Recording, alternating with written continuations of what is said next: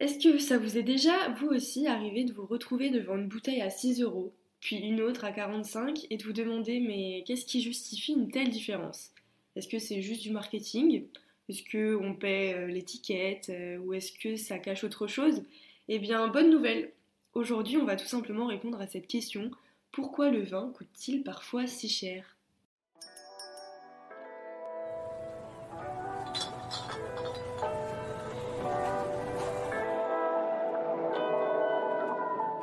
Et oui, beaucoup se posent la question, beaucoup nous posent la question, et c'est tout à fait normal. En réalité, il y a plein de raisons qui expliquent le prix d'un vin, et ça va bien au-delà de la bouteille et du prestige de l'étiquette. On va voir ensemble les différents facteurs qui influencent le prix.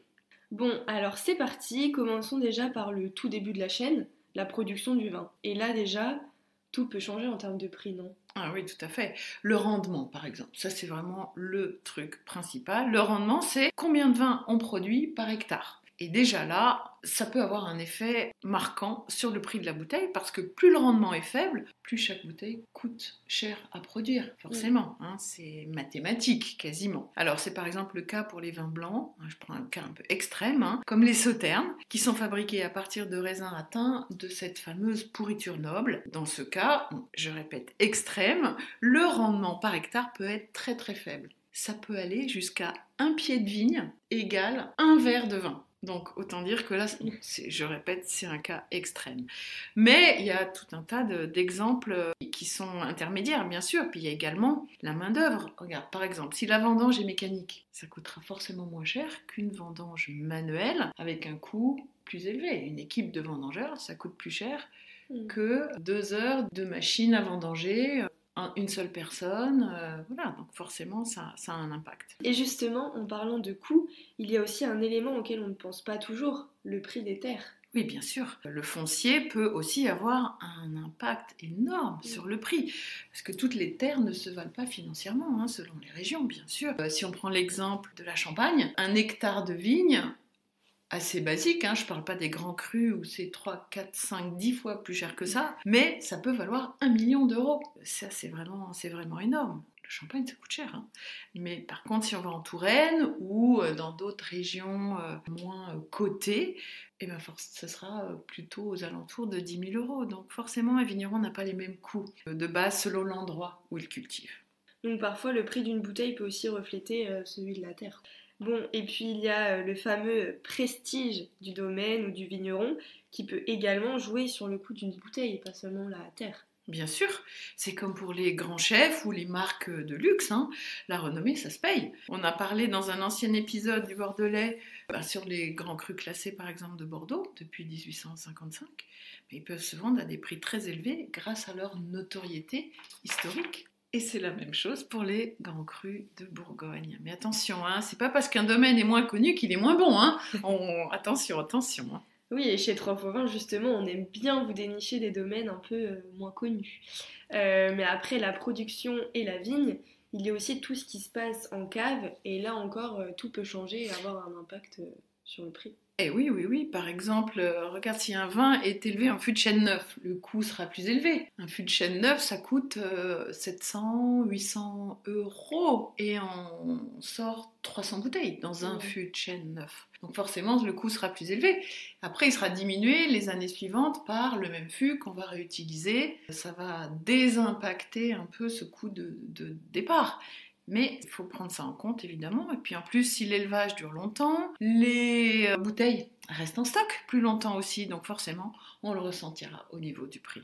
On peut retrouver aussi un autre critère assez important qu'on voit souvent sur les étiquettes, c'est la classification d'un vin. Mais oui, absolument. En France, on retrouve 3 grandes catégories. Il y a les vins de France, c'est les anciens vins de table qui aujourd'hui ouvrent la porte à plus de liberté d'expression à travers les bouteilles. Donc vins de France. Il y a les IGP, les indications géographiques protégées, qui sont des zones assez précises géographiquement, mais avec un petit peu plus de liberté sur, par exemple, les cépages qu'on a le droit d'utiliser. Et les AOP, avec un cadre beaucoup plus strict. Plus on monte dans les catégories, plus les cahiers des charges sont exigeants. Et donc, les coûts de production peuvent augmenter. Parce qu'il y a notamment souvent une indication de rendement maximum. On ne peut pas faire ce qu'on veut en AOP. Mais même au sein d'une même appellation, les prix peuvent énormément varier selon les domaines, bien sûr, des parcelles dont l'exposition est plus difficile à atteindre, des coûts de mécanisation impossibles,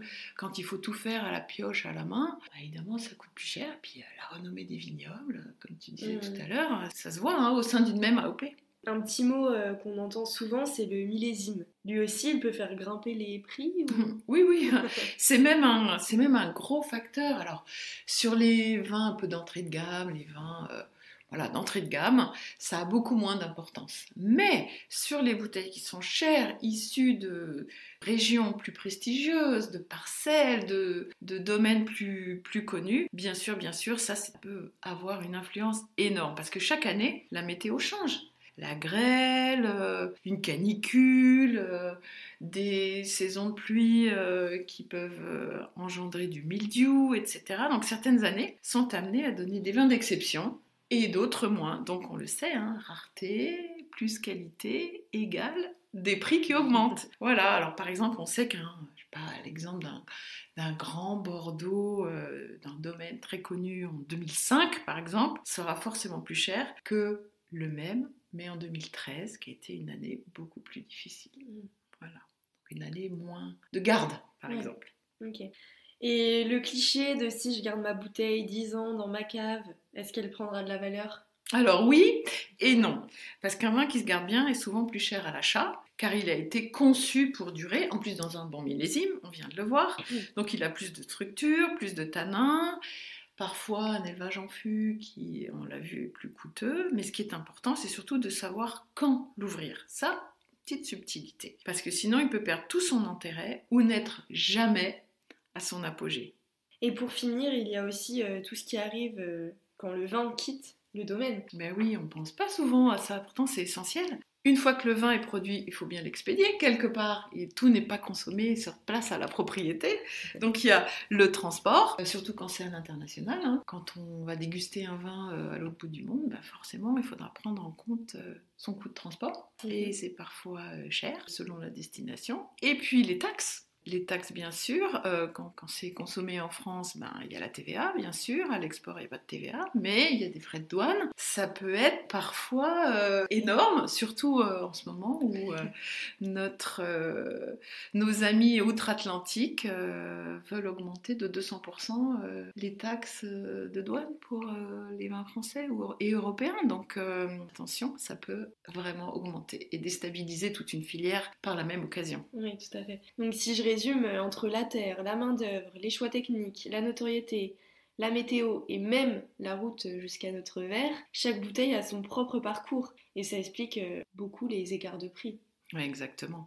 Mais ce qu'on retient surtout chez 3x20, c'est que le prix ne fait pas tout. Un vin peut être excellent à 10 € comme décevant à 40. Voilà, si le vigneron a bâclé son travail, ça peut arriver. Et c'est avant tout une question de sélection, de transparence et d'engagement des vignerons. Un peu les valeurs de 3x20. Tout à fait, tout à fait. Bon, et bien voilà, vous savez désormais pourquoi certains vins sont plus chers que d'autres. Et il y a bien des raisons. Mais dans le prochain épisode, on vous expliquera comment le changement climatique a-t-il un impact sur le vin. En attendant, retrouvez tous nos contenus sur nos autres réseaux sociaux, Instagram, Facebook, YouTube et Pinterest.